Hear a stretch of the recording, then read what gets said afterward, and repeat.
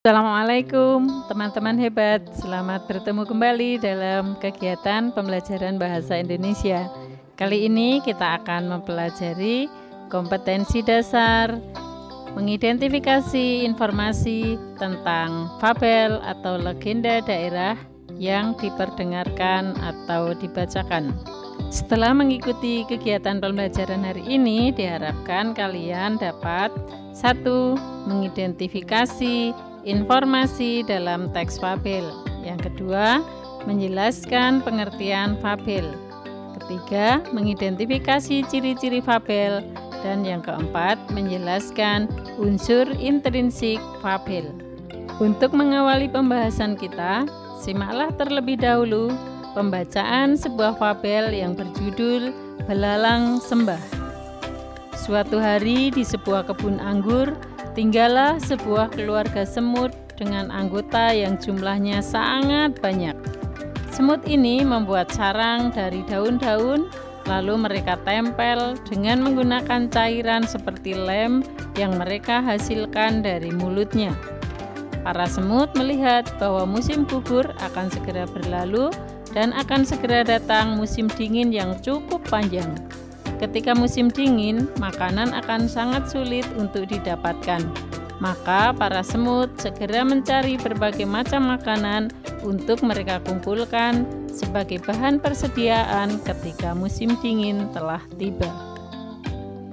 Berbeda halnya dengan seekor belalang sembah.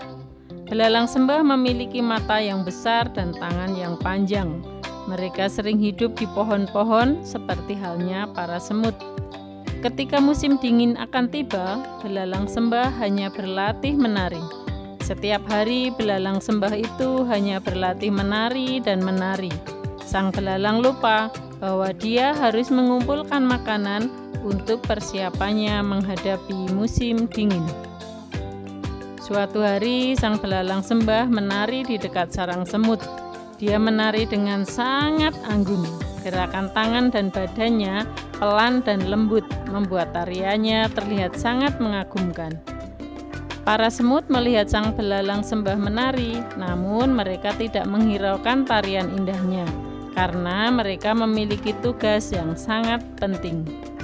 Sang belalang yang sedang menari melihat para semut berjalan dengan membawa makanan untuk dibawa ke sarangnya. Sang belalang sembah heran, apa yang dilakukan semut? Lalu dia bertanya, "Kenapa kalian membawa makanan yang sangat banyak masuk ke dalam sarang kalian?" Semut pun menjawab, "Kami melakukannya agar kami tidak kelaparan saat musim dingin tiba." Sang belalang kaget. "Musim dingin?"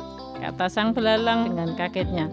"Kan masih lama, lebih baik kita bersenang-senang saja dulu," kata sang belalang. Semut tak menghiraukan belalang. Semut tetap tekun mengumpulkan makanan. Musim dingin tiba. Belalang belum sempat mengumpulkan makanan karena sibuk menari. Belalang kelaparan dan lari ke rumah semut. Ia meminta makanan kepada semut. Awalnya semut tidak mau memberikan makanannya karena takut kehabisan. Akan tetapi melihat belalang lemas kelaparan, semut tidak tega dan memberikan makanannya. Belalang pun kembali bugar dan dia berjanji untuk mengelola waktu dengan baik sehingga tidak berakibat buruk. Masa depan adalah milik setiap orang, maka setiap orang perlu menyiapkan masa depannya dengan berusaha, bukan hanya menikmati kesenangan di masa sekarang tanpa memikirkan masa depan. Berdasarkan fabel yang sudah kalian dengarkan tadi, kalian bisa menjawab pertanyaan-pertanyaan berikut. Siapakah tokoh dalam cerita tersebut? Apa yang dialami oleh tokoh? Kapan dan di mana peristiwa terjadi? Bagaimana akhir kisahnya?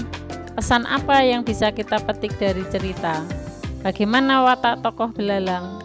Apakah pengarang terlibat atau masuk di dalam cerita? Silahkan teman-teman mencoba menjawab pertanyaan tersebut ya.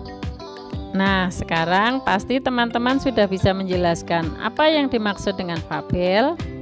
Fabel merupakan cerita tentang kehidupan tokoh binatang untuk menggambarkan kehidupan manusia dengan segala karakternya. Lalu bagaimana ciri-ciri fabel?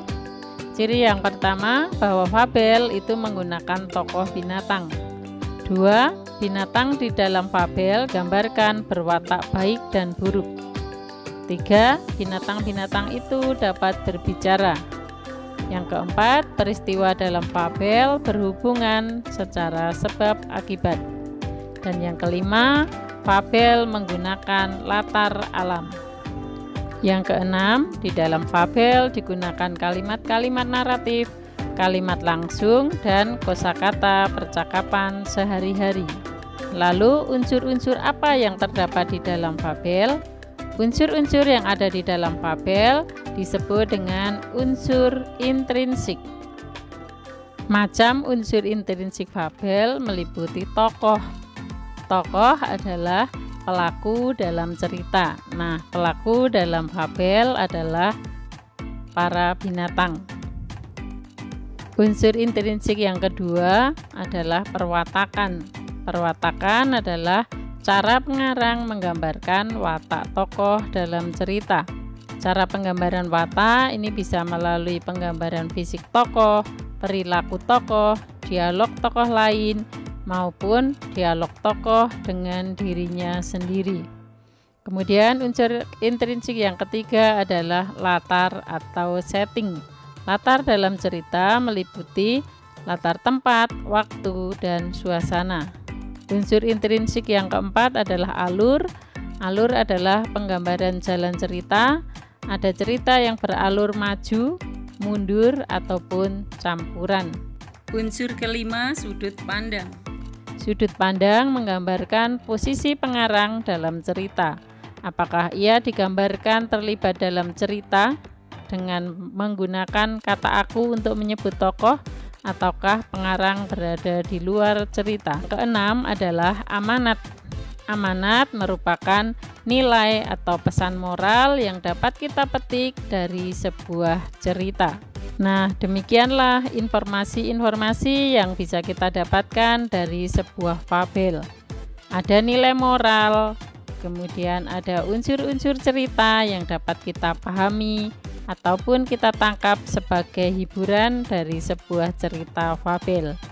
Selamat membaca fabel, selamat memetik hikmah atau nilai moral yang terkandung dalam cerita.